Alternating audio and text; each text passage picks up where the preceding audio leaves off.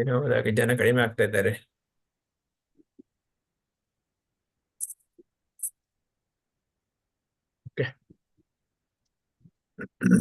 ಓಂ ನಮೋ ಭಗವತೆ ವಾಸುದೇವಾಯ. ಓಂ ನಮೋ ಭಗವತೆ ವಾಸುದೇವಾಯ. ಓಂ ನಮೋ ಭಗವತೆ ವಾಸುದೇವಾಯ. ನಾರಾಯಣಂ ನಮಸ್ಕೃತ್ಯಂ ನರಂ ಚೈವ ನರೋತ್ತಮಂ ದೇವಿಂ ಸರಸ್ವತಿಂ ವ್ಯಾಸಂ ತತೋ ಜಯಮುದಿರೆ. ನಷ್ಟಪ್ರಾಯೇಷು ಭದ್ರೇಷು ನಿತ್ಯಂ ಭಾಗವತ ಸೇವಯ ಭಗವತೆ ಉತ್ತಮ ಶ್ಲೋಕೆ ಭಕ್ತಿರ್ಭವತಿ ನೈಷ್ಟಕಿ. ಮೂಕಂ ಕರೋತಿ ವಾಚಾಲಂ ಪಂಗುಂ ಲಂಘಯತೆ ಗಿರಿಂ ಯತ್ರ ಕೃಪಾ ತಮಹಂ ವಂದೇ ಶ್ರೀ ಗುರು ದೀನತಾರಿಣಂ. ಓಂ ಅಜ್ಞಾನತಿಮಿರಾಂಧಸ್ಯ ಜ್ಞಾನಾಂಜನಶಲಾಕಯ ಚಕ್ಷುರುಂ ಮಿಲಿತಂ ಯೇನ ತಸ್ಮೈ ಶ್ರೀ ಗುರುವೇ ನಮಃ. ನಮಃ ಓಂ ವಿಷ್ಣುಪಾದಾಯ ಕೃಷ್ಣಪ್ರಸ್ಥಾಯ ಭೂತಲೆ ಶ್ರೀಮತೆ ಭಕ್ತಿ ವೇದಾಂತ ಸ್ವಾಮಿನಿತಿ ನಾಮಿನೆ. ನಮಸ್ತೆ ಸರಸ್ವತೆ ದೇವೆ ಗೌರವಾಣಿ ಪ್ರಚಾರಿಣಿ ನಿರ್ವಿಶೇಷ ಶೂನ್ಯವಾದಿ ಪಾಶ್ಚಾತ್ಯ ದೇಶತಾರಿಣಿ. ಜಯ ಶ್ರೀ ಕೃಷ್ಣ ಚೈತನ್ಯ ಪ್ರಭು ನಿತ್ಯಾನಂದ ಶ್ರೀ ಅದ್ವೈತ ಗದಾಧರ ಶ್ರೀವಾಸಾದಿ ಗೌರ ಭಕ್ತ ವೃಂದ. ಹರೇ ಕೃಷ್ಣ ಕೃಷ್ಣ ಕೃಷ್ಣ ಹರೇ ಹರೇ. ಹರೇ ರಾಮ ರಾಮ ರಾಮ ಹರೇ ಹರೇ. ಹರೇ ಕೃಷ್ಣ. ಓಂ ತತ್ಸತ್. So we'll continue our reading Srimad Bhagavatam, Canto 1, Chapter 15, Text 33. Who would like to read? 33 is allocated to somebody? It is allocated, but I think so they are not there, Prabhuji. Okay, go ahead. Canto 1, Chapter 15, Text 33. Prita api anushrutya dhananjaya uditam nasham yadunam bhagavat gatim cha tam eka anta bhaktya bhagavati adokshade niveshita atma uparanama samshreshte. Translation and purport by His Divine Grace A.C. Bhaktivedanta Swami Srila Prabhupada ki Jai.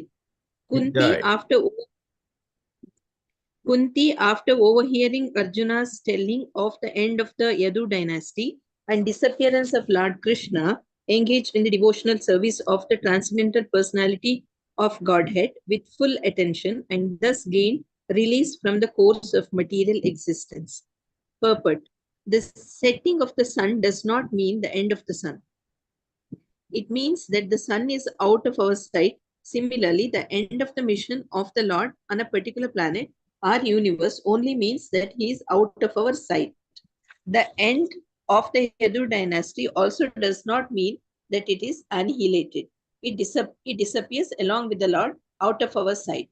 As Maharaja Yudhishthira decided to prepare to go back to Godhead, so also Kunti decided, and thus she fully engaged herself in the transcendental devotional service of the Lord, which guarantees one a passport for going back to Godhead after quitting this personal material body. The beginning of devotional service to the Lord is the beginning of spiritualizing the present body, and thus an unalloyed devotee of the Lord loses all material contact in the present body. The abode of the Lord is not a myth, as is thought by the unbelievers or ignorant people, but one cannot reach there by any material means like the Sputnik or space capsule. But one can certainly reach there after leaving this present body, and one must prepare himself to go back to Godhead by practicing devotional service. That guarantees a passport for going back to Godhead, and Kunti adopted it. Hare Krishna. Hare Krishna. Srila Prabhupada ki jai. So further here it's mentioned that how Kunti Maharani also decided.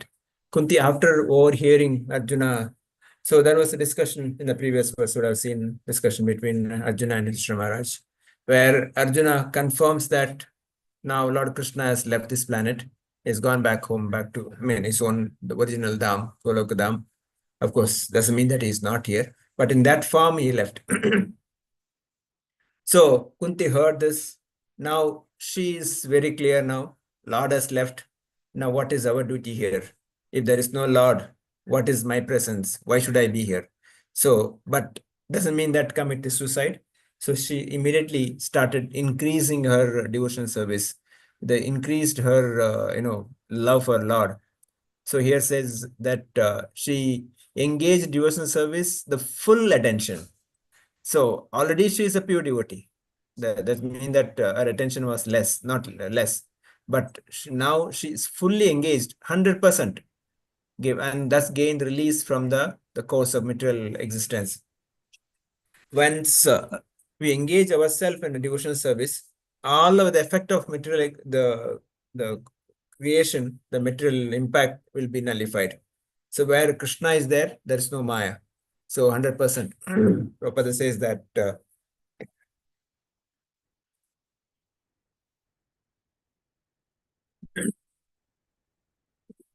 so she is fully released from the material course of existence. So now Prabhupada in the purport says that there are different sun, moons, but for each the universe there is a one sun, and the sun setting doesn't mean that sun dies. Similarly, Yadu dynasty has released from here, gone back, doesn't mean that they are annihilated. They are gone to some other, universe. Disappearance. There's no the death. That's why even for the pure devotees, we call it a disappearance and appearance. Prabhupada appearance, Prabhupada disappearance. Similarly, other Vaishnavas. So here, Prabhupada further says that the Kunti decided fully engaged herself in a transcendental devotional service to the Lord, which guarantees one the passport, go back home, back to Godhead. Prabhupada is giving us a guarantee. If you want to go back home, back to Godhead, it's the only way to devotional service. That too, pure devotional service, unalloyed devotional service, unflinching devotional service, ahetuki apratihata. That's devotional service should be ahetuki, without any tinge of desires, and apratihata, without any disturbance, without any breakage. It's not that weekend only I'll do it, or morning only spend 5 minutes. No, that's not devotional service. Devotional service is 24/7 without any breakage. So that's how she is engaged now. That that's what guarantees us going back to Godhead. So Prabhupada says that's a passport. So Prabhupada also says devotee of the Lord loses all material contacts in the present body. When we reach that level, all our contact to the material body lose. The person may be in this material world, one reached, but still he is not in this material world. He is aloof, like how Krishna has created this material world, but he is aloof. He is not into that. He is not inside that. So similarly, a pure devotee, once reached that level, he transcends himself from this material world. So Prabhupada also says that, so the unbelievers or ignorant people, but one cannot reach there by any material means like Sputnik. So by sending some missiles, sending some, rockets, we cannot go to those planets. So the current scientists, what they claim, so it's been a kind of a challenge here. So, but point is that even understand how the creation happens. Generally, what is the understanding? The earth rotates sun, or sun rotates earth. Anyone want to say? The sun rotating earth, or earth rotating sun? Earth is rotating. Earth is rotating, Prabhuji. Yeah, but Bhagavatam says other way around. Bhagavatam says sun rotating earth. So earth is not rotating. That's the Bhagavatam says. And the distance between sun and earth, sun and moon, that's also very nice calculation given. The moon is further. So looks like the moon is very close, our sun is far, but actually as per the Vedic scripture, the moon is farther, because the explanation is given is like this. Suppose a tree branch, one end of the branch there is earth, another end there is a moon, and the end of the branch in which sun is the earth is there, the same branch there is a sun. So since the sun is in the same branch, the distance between earth and sun is closer, even though the moon looks very close because it's in another branch. So the whole calculation goes like that. He has to come back in that branch to the trunk of the earth, the creation, this one, and then go back there. That's why the distance between earth to moon is farther than the earth to sun. That's the kind of a calculation given. So why learning Bhagavatam, learning Vedic scriptures is important, because the calculation given there is never been kind of gone wrong. All the calculations, even today, our great astrologers, they calculate when the solar eclipse happens, not only 1-2 years, so many years ahead they calculate. So that's how His Divine Grace Bhaktisiddhanta Thakur was so expert in that. So that's how our Vedic scholars are given. But the point Prabhupada making is that by our material skills, our material, the equipments, Sputniks, we cannot reach those planets. It's only the spiritual knowledge only can go. There are personalities like Narada, personality like even Durvasa. They all could go this different planets, Brahma, Vishnu, the Kailash. They could travel without any disturbance, but others cannot go in that same body. So that's the point here. Okay. But when you take up devotional service, Prabhupada finally says the guarantee is a passport for going back home, back to God. So guarantee is given by Prabhupada. Prabhupada is the minister of issuing the passport. Once we do the devotional service 100%, Prabhupada issues that guarantee. That passport will allow us to enter the Goloka Vrindavan. So Vishnu Chakravarti Thakur writes that, hearing from Arjuna about disappearance of Yadus and the Lord's attaining his abode, Kunti became absorbed in the Lord with pure devotion, disappeared from the pastime of the world. So she also disappeared and describes her method of disappearing. Samspriteha means that from moving clearly from her appearance for the pastimes in the world, she suddenly disappeared. And or the moment she heard news, she showed the condition of aged person, inactive because of separation from the Lord. So when the Lord is away, everything becomes null and void. She become aged and she left this planet. Okay. Next we read 34. Hare Krishna, Prabhu. Hmm. Yes, Prabhu. Reading from Srimad Bhagavatam 1.15.34. Yaya harad bhuvo baram tam tanum vijayah aja kantakam kanta keneva dvayam chapisto samam. Translation and purport by His Divine Grace A.C. Bhaktivedanta Swami Srila Prabhupada ki jai. The Supreme Unborn Lord Sri Krishna caused the member of the Yadu dynasty to relinquish their bodies, and thus he relieved the burden of the world. This action was like picking out a thorn with a thorn through both, though both are the same to the controller. Purport. Srila Vishwanatha Chakravarti Thakura suggests that the rishis like Saunuka and others who were hearing Srimad Bhagavatam from Sutta Goswami at Naimesharanya are not happy to hear about the Yadus dying in the madness of intoxication. To give them relief from this material agony, Sutta Goswami assured them that the Lord caused the members of the Yadu dynasty to relinquish their bodies, by which they had to take away the burden of the world. The Lord and his eternal associates appeared on earth to help the administrative demigods in eradicating the burden of the world. He therefore called for some of the confidential demigods to appear in the Yadu family and serve him in his great mission. After the mission was fulfilled, the demigods, by the will of the Lord, relinquished their corporeal bodies by fighting amongst themselves in the madness of intoxication. The demigods are accustomed to drinking the somarasa beverage, and therefore the drinking of wine and intoxication are not unknown to them. Sometimes they were put into trouble for indulging in intoxication. Once the sons of Kuvera fell in the wrath of Narada for being intoxicated, but afterwards they regained their original forms by the grace of the Lord Sri Krishna.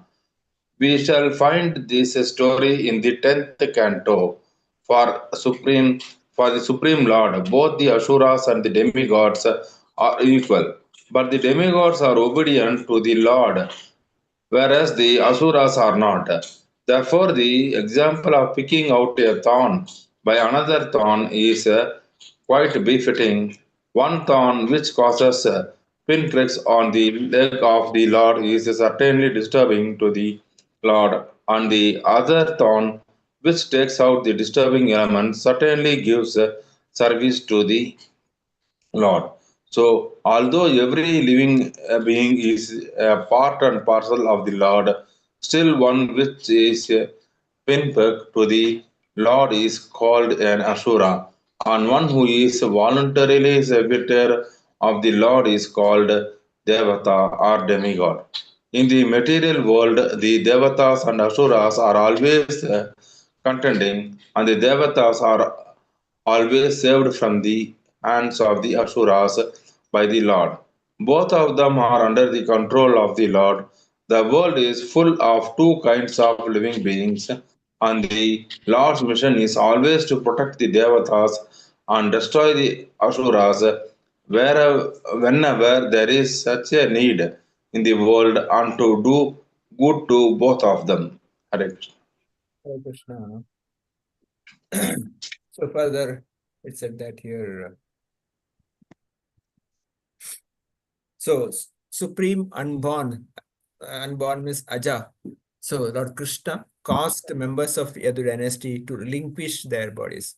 So with this, Lord Krishna left, and even before he leaving, he also made sure that the whole Yadu dynasty is released.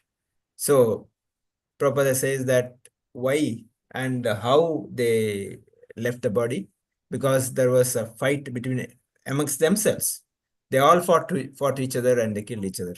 So there was a story that once one of the son of Krishna, forgot his name, he acted like a pregnant when in front of sages, asking whether the child in the womb is boy or girl. So the sages, they knew these people are acting, so he cursed them. That whole dynasty will be destroyed. So with that curse, so the later whole dynasty is kind of released. These are again Prabhupada saying that this is just a pastime. So that now Krishna is living, so he want everybody else, because they are all devatas, come in the different forms. So 33 crore devatas has come in a different roles, different places. They took, kind of a birth as a dynasty to help Krishna's pastimes. Now Krishna is going back, so he wanted all of them to go back to their respective places. So this is the cost. So sometime a devotee may leave his body, which externally look like, how we may say that, hey, why is he such a nice devotee? Why he had to die like this? So see, dying, at home and sleeping in the bed and peacefully, it is not the only criteria going back home, back to God. So there are people dying in accident. There are people dying of heart attack. There are people dying, after prolonged illness. So this is the different, levels. But what is most important is that after leaving the body, where that soul is going, whether soul going back home, back to Godhead, Goloka Vrindavan, or is going to hell or heaven. That's important, because if you go to hell or heaven, he has to come back. But those who gone to the Goloka Vrindavan or Vaikuntha, no coming back. So that's why we should be very careful that what activity I should do it, how I should behave.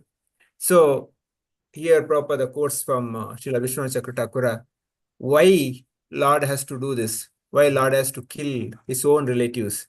So it's not actually killing, he is just leaving them from this body because he is going, that's why he wants them also go back. So he talks about Sutta Goswami assured them that Lord has caused the members of the dynasty to relinquish. Lord himself has given this mandate that yes, you all leave the body now, you go back. These are kind of fights are kind of a namesake, just to make sure that they leave the body. So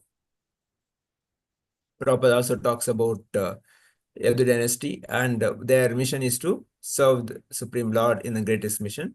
So after mission was fulfilled, the demigods were asked to go back, and they, go back to their respective location, respective planets. So, but here the mention that the story of they intoxicated, they fought each other, and they killed each other. But Prabhupada says that they relinquished their corporal bodies by fighting amongst themselves was in the madness of intoxication. So these are all kind of one leela so that they can go back. The madness are accustomed to drink the somarasa. Sorry, not demigods. Demigods are accustomed to drink somarasa. So somarasa gives intoxication. So that Prabhupada brings another story of Nalakuber and Manigriva, who were drunken somarasa when Narada in the Kailash. So in one of the Sarovar, we read this in Damodar Lila. So when Narada Muni came, these young boys were drunk. They did not respect Narada Muni. So instead of that, they started talking back. So Narada Muni cursed them that you become tree because you wanted to be naked. So, but when the curse given, they realized their mistake. They started asking forgiveness. So there, Narada Muni gives a boon that yes, you will become a tree, but you will become a tree in the courtyard of Nanda Maharaj, and Krishna personally will come and relieve them. So that's why Nalakuvar and Manigriva is relieved from their body of a tree. That's story Prabhupada brings here. And Prabhupada also says that who is Asura, who is Devata? The Asuras are who is working against the will of the Lord, and their determination is to create a problem for devotees and the goes, whereas Devatas are the obedient children of Supreme Lord. So they always work in favor of the Lord. So Prabhupada in the final sentence says that the world is full of two kinds of living beings. That's one Asura and one is Devata. So in Satyuga, there was a different countries or different planets, the Devatas and Asuras used to live. Whereas in Treta Yuga, they different countries, India, Sri Lanka. In the Dwapara Yuga, they are in a different family, Kaurava and Yudhishthira. But in Kali Yuga, both Asuras and Devatas, they're in our own heart. So that's the reason a lot of time our fight is going within among ourselves. Means within us, that because we are not able to take a decision, we're not able to judge because of lot of ambiguities in our mind. So that's why we have Kama, Krodha, Mada, Matsara, Lobha, all these anarthas, because they are staying in our heart. Krishna is not happy. Srila Vishwanath Chakratakara writes that here the exotic conclusion is presented to pacify Shanuka and sages who were grief on hearing about the final condition. So Shanuka wanted to hear about the Lords. Now Sutta Goswami says Arjuna revealed that yes, Supreme Lord has left. Yadus in the form of Devatas, we discussed that point. So Devatas gave up their cloth, because they are, not this body. They are in different bodies. They gave up the body and went back.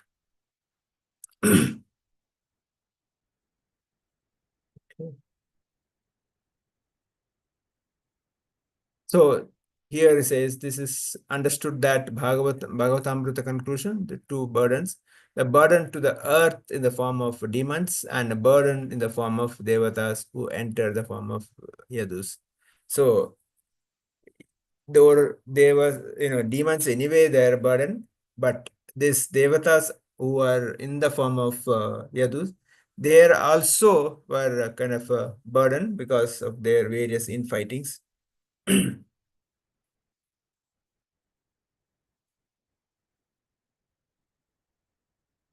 Finally, it says that an insignificant enemy had standing on end.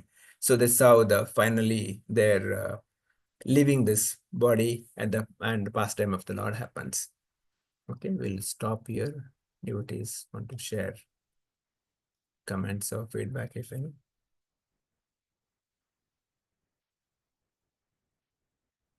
Maybe Uma Shankar Prabhu wants to start. Or Sumit Prabhu, anything missed to add?